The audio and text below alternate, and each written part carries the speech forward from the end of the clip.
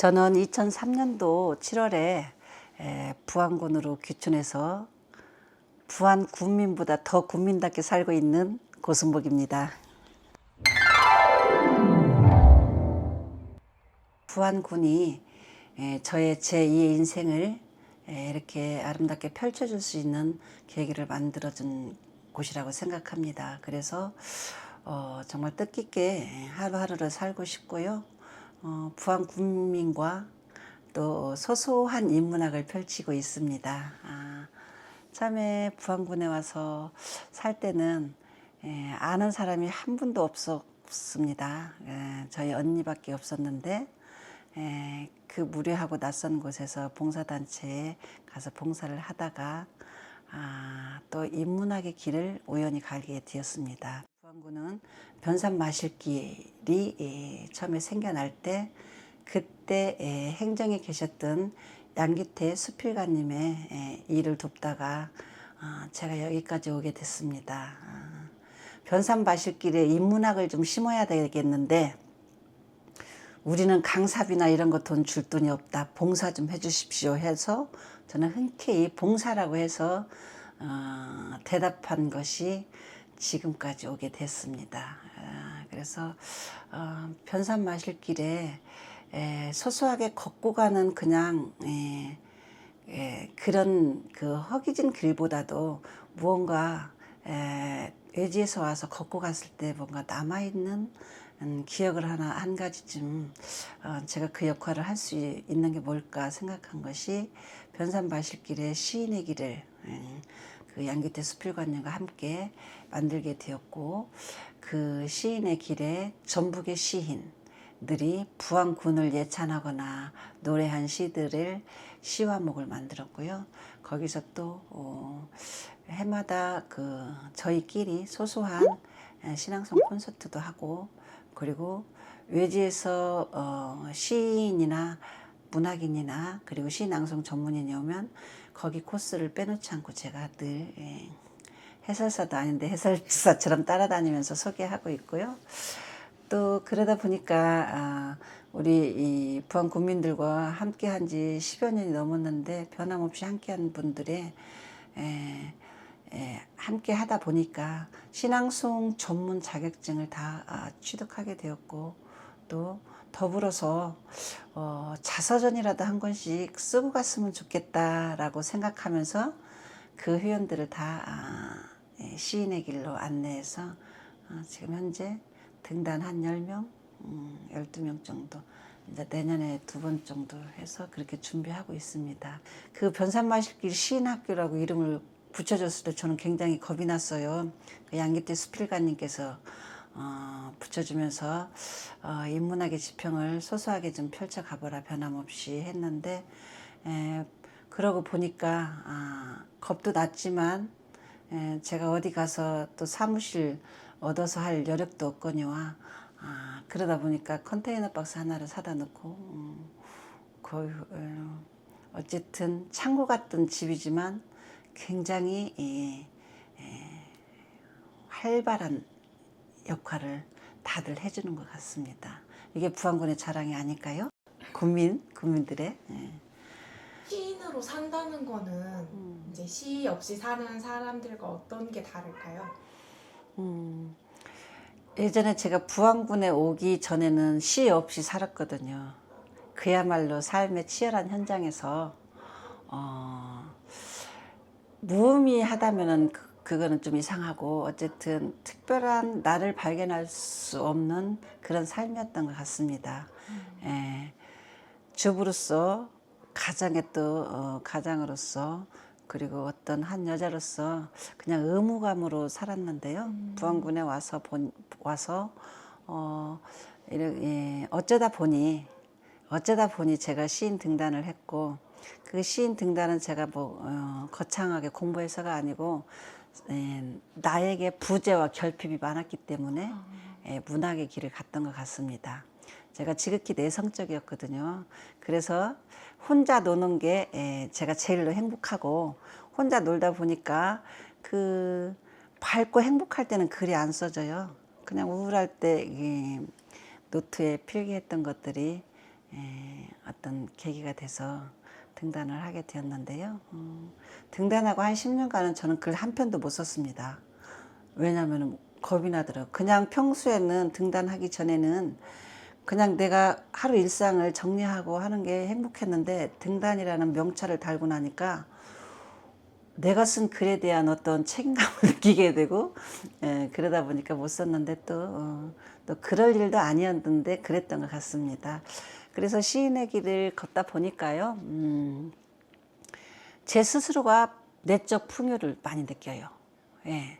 똑같은 예전의 삶이나 비슷한 그 패턴이겠지만은 내 마음가짐에서 굉장히 풍요를 느끼고요. 그리고 내가 막 조급한 마음이나 모서리진 마음이나 무언가를 막 뛰어넘어야겠다는 그런 욕망이나 이런 것에서 조금 자유로워진 것 같죠. 이게 부안군에 와서 사는 게 나에게 굉장히 도움이 되면서 지금의 길을 유연하게 갈 수 있었던 것 같습니다.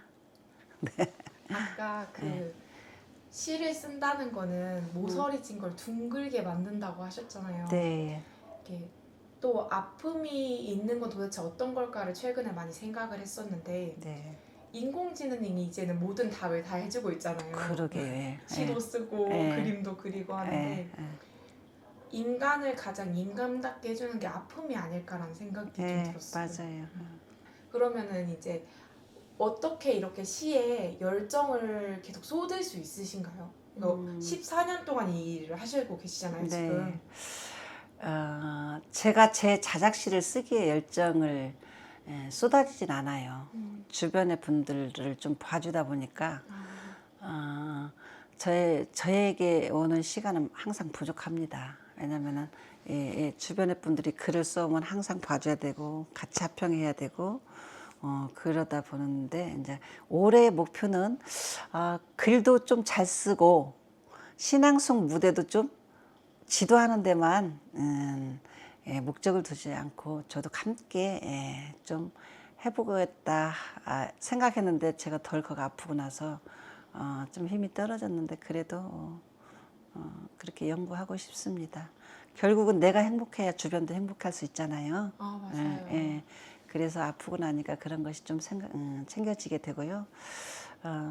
좀 더 유연하고 좀 더 기쁘게 좀 더 긍정적으로 바라보는 시선이 앞으로의 어떤 내 삶을 행복하게 하고 주변한테 좋은 바이러스를 퍼뜨려지지 않을까라는 생각을 자주 갖게 됩니다.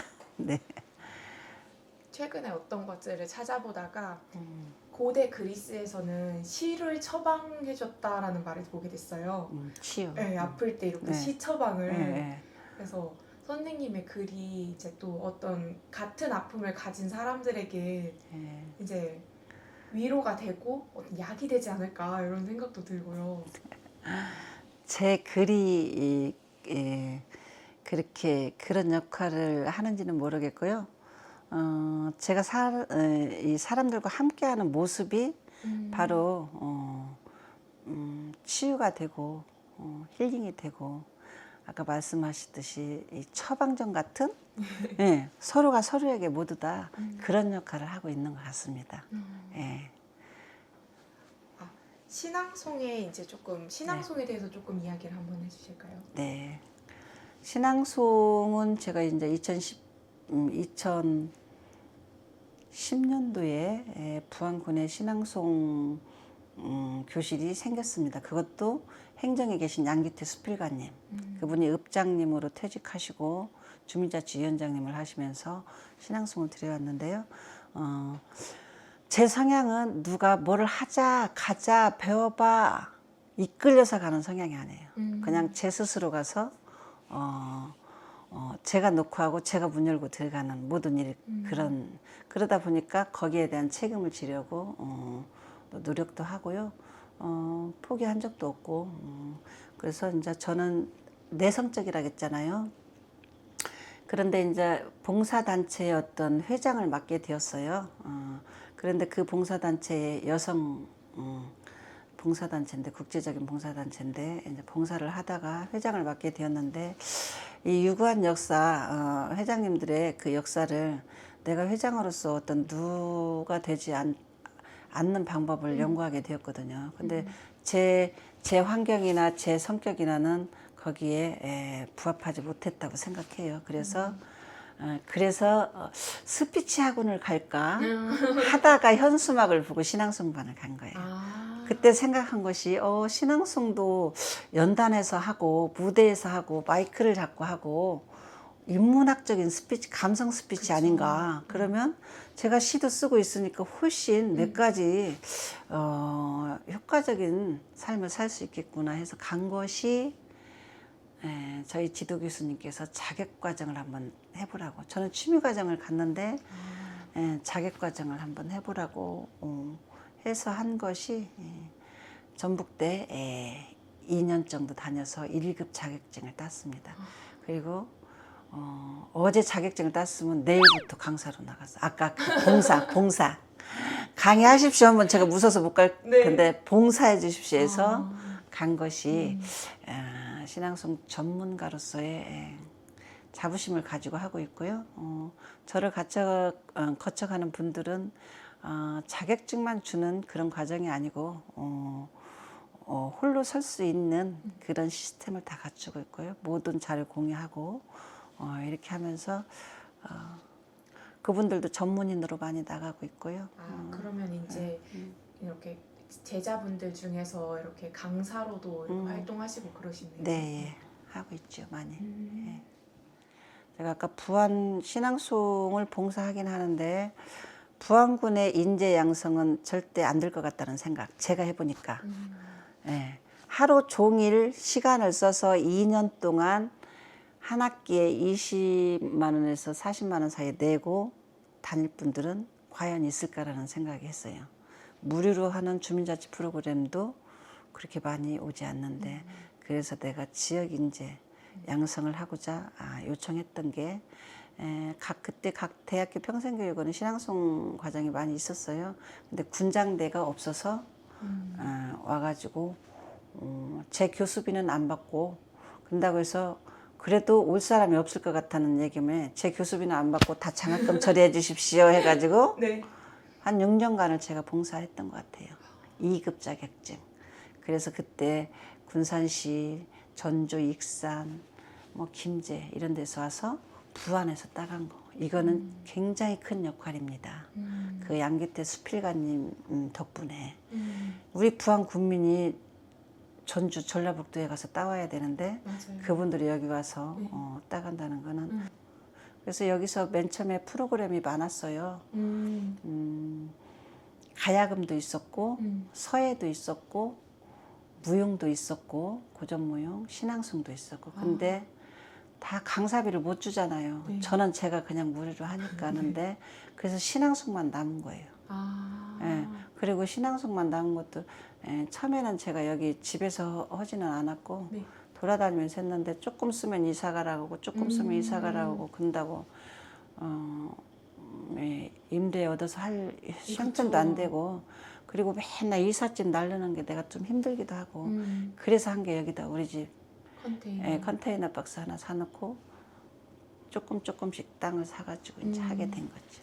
그런데 행정에서 이런 것들이 몰라요. 어떤 때 생각하면은 춥고 외롭지만은 그걸 바라고 한 건 아니기 때문에 좀 지금까지 나아갈 수 있는데요. 다만 여기까지 해놨는데 그 인재들이 부안군을 좀 더 알릴 수 있고 확장할 수 있는 대표적인 그런 전문인들이 되는 시스템이 좀 갖춰졌으면 하는 생각이에요. 이제 저도 이제 한계가 있고 몸도 아프고 하다 보니까 그런 생각이고요. 그래서 굉장히 많이 배출도 했고요.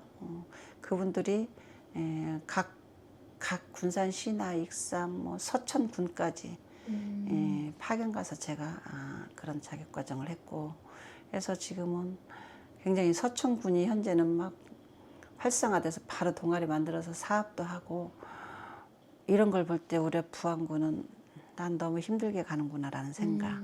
거기서는 서천군은 받쳐주니까 행정에서 사업비도 주고 하니까 근데 이제 어쨌든 그런 것들에서